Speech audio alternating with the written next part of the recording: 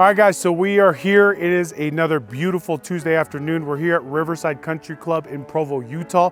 I'm super excited about this one because I have a good friend of mine who's an absolute monster in the real estate space. He has 100 million in his portfolio of real estate storage. He also just started his new CPG brand. It's an energy drink, the energy drink. Absolute stud. Ian, thanks for being here, brother. Let's go. Dude, we're gonna hit the pins, go back. We're gonna talk biz, we're gonna do all the good stuff, so let's hop in, baby. All right, dude, you ready? Yeah, I gotta go unload the pockets, man. It's the key to golf. Yes, sir. I was saying Baltimore, it's like, you know, just on this tee box, there's like, what, 3 houses? Three houses. Not such good activity going on around it, but, you know, it's, actually, we used to play this one golf course in Baltimore when I first learned how to play golf. It's called Clifton Park. And dude, literally the one hole you would shoot, and the kids would sit on the other side throwing crab apples, rocks, whatever. Oh, you're kidding. They would go steal your balls, they'd steal the flag, you'd be chasing them around. Yeah, that's Baltimore for you, yeah, huh? There you go. So I know, because obviously you have a 9-figure portfolio, like talk me through where it all started. You claim Philly though, right? So, well, I moved back to Philly. I grew up in Philly. Philly's my jam, so that's why I claim Philly, but I started in Baltimore. I was a fireman for the city of Baltimore. I moved there. That's what I wanted to do. Got hired in 08. My business partner got hired in 07. And, you know, the global financial crisis was going on. Yeah. They furloughed us in 2009. 2010, they started messing with our pension. 2012, they started messing with healthcare because of Obamacare. I said, there's gotta be a better way. You know, wanted to start a family. I couldn't imagine like sending my kids to daycare and all this other stuff. I was like, dude, I gotta do something. I gotta find something that I can make money while I'm asleep at work, or God forbid I get killed or hurt or whatever. Still produce income. I just kept coming back to rental properties, and that's where I started with Section 8 houses, and just kind of grew from there, man. I love it, dude. So I actually didn't know that, because you're obviously a big figure now in the commercial space, flex space, all that stuff. So you started in Section 8, just residential? Residential, Section 8 housing, dude. First house I ever bought, I paid 25 grand. Maybe I put like 25 grand into it, and I got back rent was like $12.50. That was the best thing ever, dude. It was more than an overtime check, and it was game on from there, dude. Bro. Yeah. Well, and for those that don't know, that are listening, like what, can you explain a little bit what Section 8 is? Yeah, so Section 8 is just government subsidized housing. So basically they're rental properties. The government subsidizes the income. The tenants do pay a portion, but a majority of your income, usually about anywhere from 70 to 100%, comes from the government. Cool. So the blessing and the curse is you're essentially partners with the government. The blessing and the curse is you're partners with the government, but you also have some backstops, you know, from inspections. You still get to be a landlord. You still get to vet your tenants before they move in. You can still qualify them for income background checks. Like, you still have a lot of opportunity. Yeah. All right, hole one, baby. No warm-ups. Let's let it rip. Why'd you even warm up? Attaboy, that was a good one. Love it, dude. So Section 8 housing. So talk me through the progression of what led you eventually to commercial, because that sounds like the dream, right? It's like you're partners with the government. You're getting fixed distributions from them month to month on the majority of your rentals, which I imagine stabilizes your cash flow pretty significantly, right? Yeah. But obviously there's pros and cons to every, like what eventually turned you on to go to like commercial?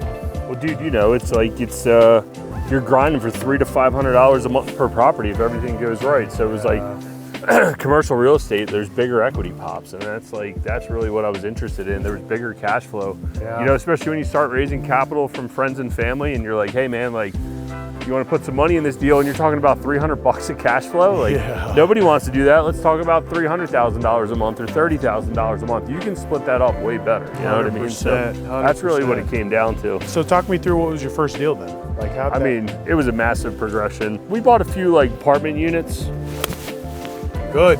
We bought some apartment units, bought a couple of small warehouses here and there, and you know, it just was like a natural progression. And then we had an opportunity to buy a 34-unit apartment building, so we did that, raised some capital for it, and then we bought a 76-unit apartment building, and that was the one that really pushed us over the edge, where we really raised capital for it, raised $1 million. You're a creative guy, you'd love this. 90% owner financing on a $5 million acquisition. We only had to put in $1 million.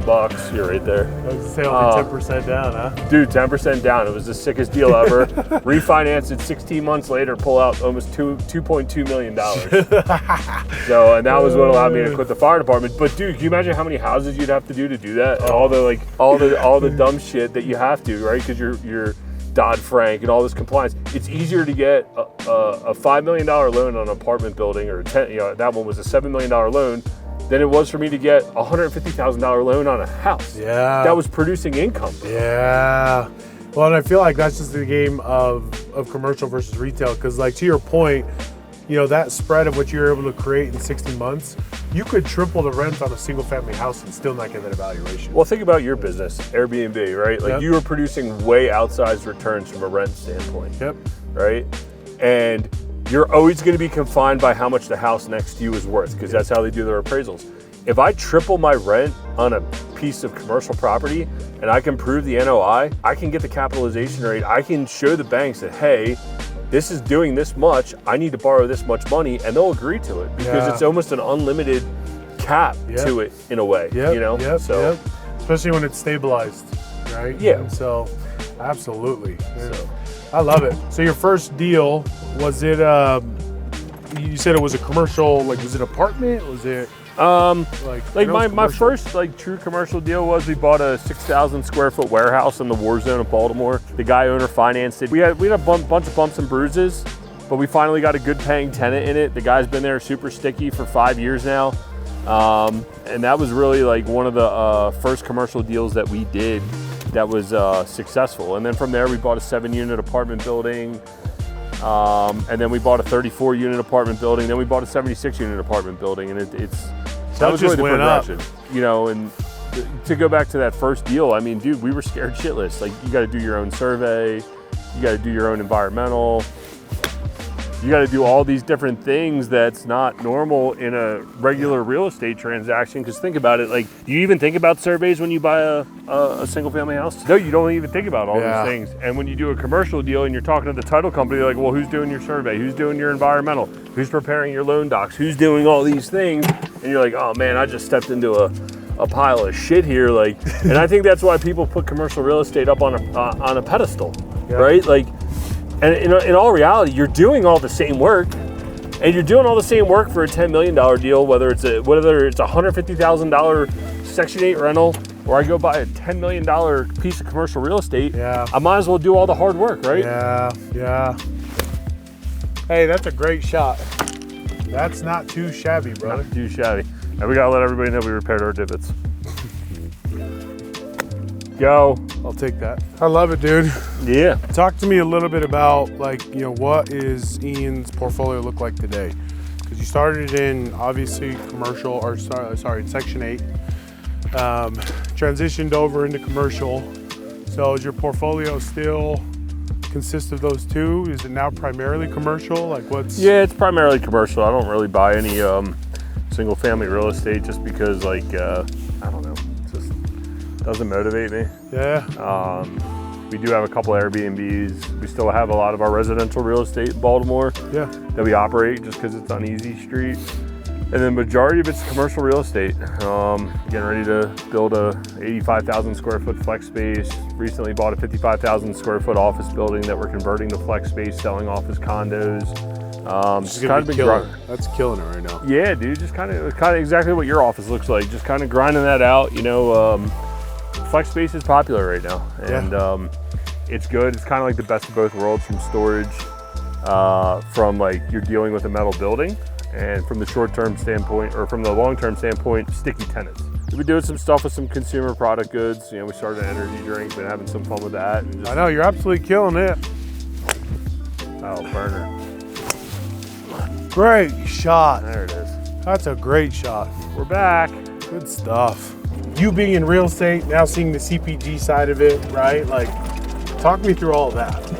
So where to start? There's a quote that lives in my head from a buddy of mine, Christian Mercado, really good dude. Business is end all be all. Everyone thinks real estate. He goes, no, the problem with real estate is you're capped out by the value of the property. You can only grow it to what a bank will lend you. He goes, But if you want to grow your business, there's so many opportunities, like a landscaping business or whatever. And I was like, damn, dude, real estate's like a very illiquid asset class. And everyone's like, oh, there's cash flow. And it's like, yeah, there is cash flow.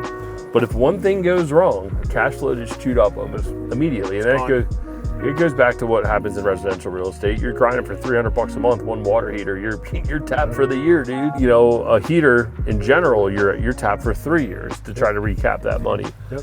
And so when you start thinking about it, it's like, so we just had an interesting opportunity, and now looking at it and seeing that like it has like a little bit of legs, and hearing good feedback from retailers and consumers as a whole, it's like to get $1 billion of real estate, like net $1 billion netted out, you would need to own $4 billion of real estate. Like that's, if it's levered up, that's insane, dude, and how much equity that requires. Versus saying, damn, I could build a brand that's like paying for itself and could be worth $1 billion in, I mean, look at some of my competitors, 7 years, 10 years, 5 years. The guy you had on the podcast recently had an insane exit in 3 years, right? Like, so there's an insane opportunity when it comes to that because your consumer base is so much larger. Yep, that's awesome. And that's such a good perspective that honestly I feel like you can speak in clarity simply because of what you did in real estate and you're now moving into the CPG space.